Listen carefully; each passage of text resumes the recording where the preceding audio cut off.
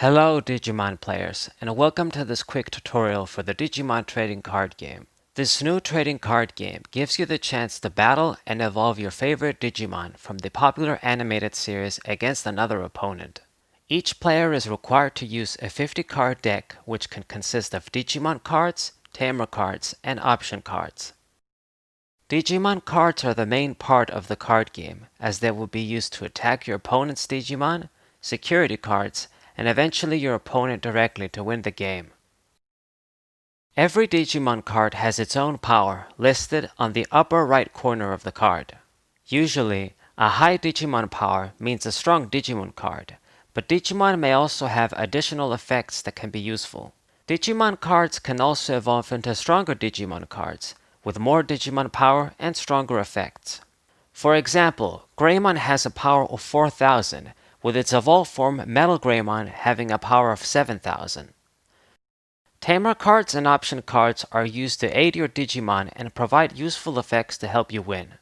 Tamer cards stay on the field after they are played, providing passive effects such as boosting your Digimon's power or providing other situational effects. You can even play multiple ones on the field and stack the effects. Option cards provide more immediate effects and generally need to be played on your turn. You are allowed to use the exact same card up to 4 times in the same deck. For example, you can have 4 copies of this Agumon and 4 copies of this Agumon in the same deck, but you can't have 5 copies of any of these two in a deck. The same applies to Tamer cards and option cards. Separate from your main 50 card deck, you may also have up to 5 Digimon Egg cards, which are optional. Once ready to start, players shuffle their 50 card deck and place it in the deck zone, and if they have any Digi-Egg cards, shuffle them and place them in the Digi-Egg zone. Afterwards, draw the top 5 cards of your deck without looking and place them in the security stack face down. The player that removes their opponent's security cards and attacks them directly first wins the game. You can also win the game if your opponent no longer has any cards to draw from their deck when they are required to draw. After setting the security cards, decide who goes first by flipping a coin or playing rock, paper, scissors. The player that starts first doesn't get to draw a card and starts their memory gauge at 0. Digimon cards, including Tamer cards and option cards, have memory costs, which need to be paid for you to play them. This is done through the memory gauge.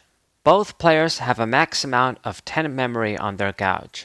By playing cards, your memory gauge will deplete, and after passing 0, your turn ends and it becomes your opponent's turn. If the counter is at 0, your turn continues. All effects and battles must resolve before their turns are changed. The Digimon you play are placed upright, also considered as the Digimon being in the unsuspended state.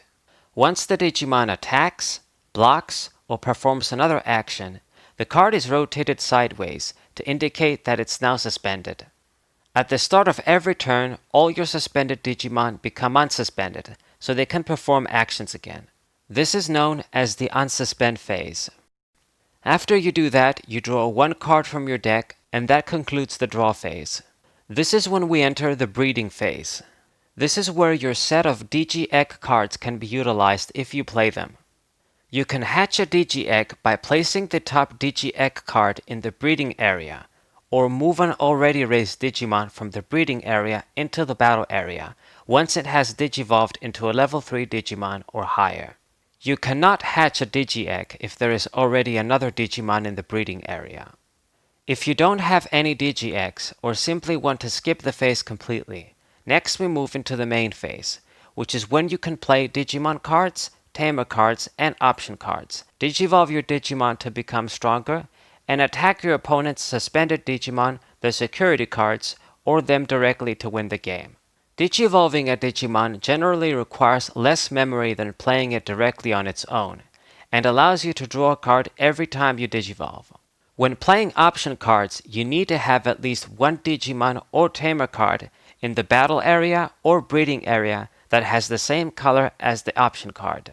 For example, since Greymon is a red color card, if you have it in the battle area, you can play Gaia Force, a red color option card. After playing the option card, it goes into the recycle bin area /trash area. When you're ready to attack, rotate your unsuspended Digimon sideways to indicate that it is attacking, and then attack your opponent's suspended Digimon or the security cards. When attacking an opposing Digimon, the Digimon with the highest Digimon power wins the battle, and the losing Digimon is destroyed and sent to the trash area. In the case of a draw, both Digimon are destroyed. If you attack a security card, your opponent will reveal the security card, and if it is a Digimon, the two Digimon will battle. In the case of a Tamer card or Option card, some of these cards have a security effect, which is activated only when your opponent's Digimon attacks them as security cards. This is known as a security check. Security cards attacked are sent into the trash area, unless the card states otherwise.